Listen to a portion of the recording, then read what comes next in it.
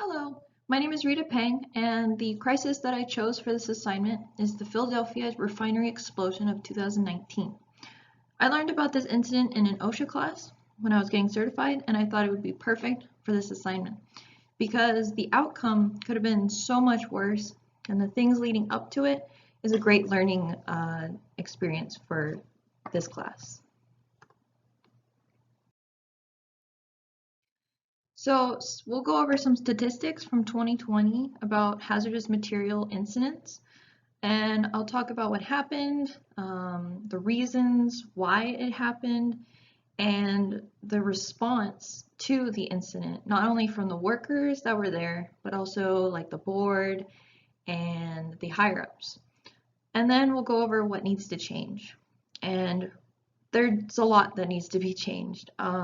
There needs to be industry regulation changes and standards for the petroleum chemical refineries that'll make it safer for the people as well as the environment.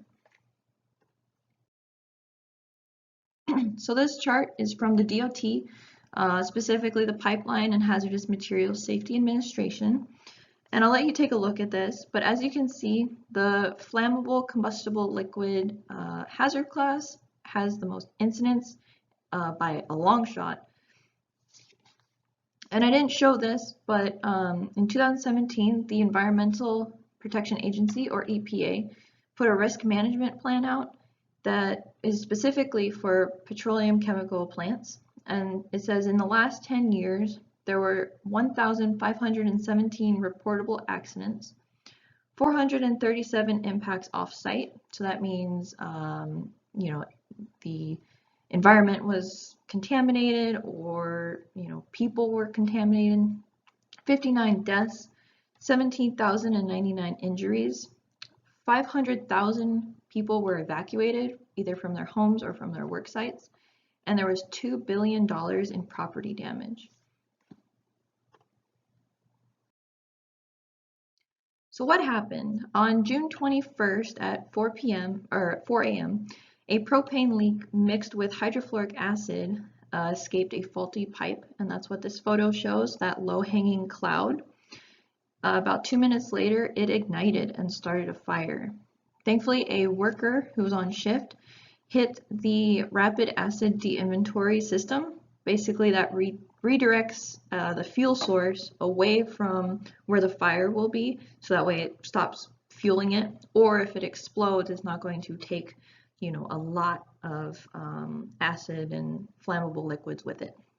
It also started the water sprayers, which do two jobs. One is to suppress that fire to keep it lower, and then also water is denser than a lot of the liquid, the cloud, so it'll actually keep it low and may even dissipate it.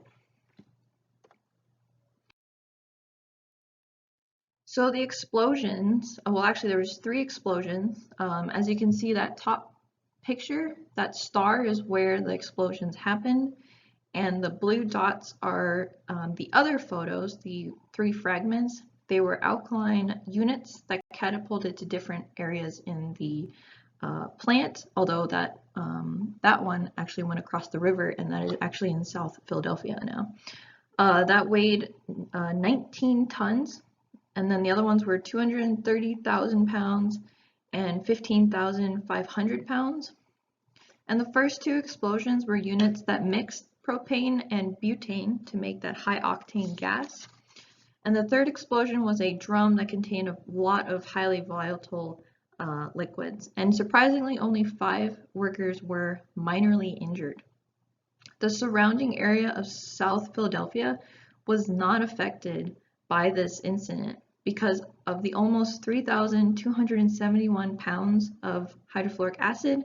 The water sprayers suppressed 1,968 pounds of that, and the explosions actually took the rest of it and dissipated it. And this was found by the Chemical Safety and Hazard Investigation Board. So this picture shows the faulty elbow that was likely the failure point.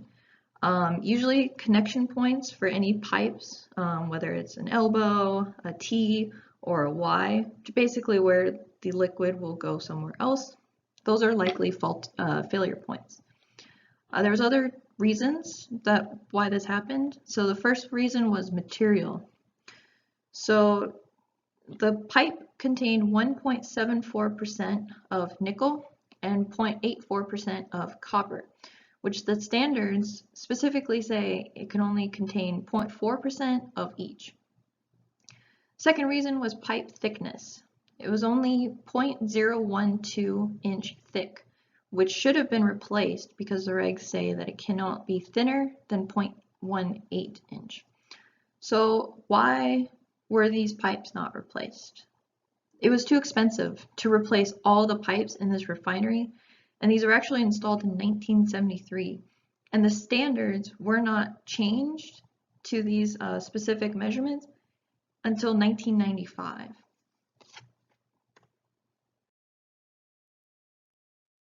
So what was the response? And the overwhelming response was that there are inadequate regulations in place. Petroleum refineries are mostly self-regulated, and that just means that no one is there to actually go to these refineries and see all these issues and find these businesses for not implementing the standards. So Mike Wilson, the National Director of Blue-Green Alliance, states that the lack of oversight prevents funding for proper safety measures. So, for example, OSHA, they do a lot of this where they go to a job site, they inspect these industries, and they find you and give you a list of what needs to change.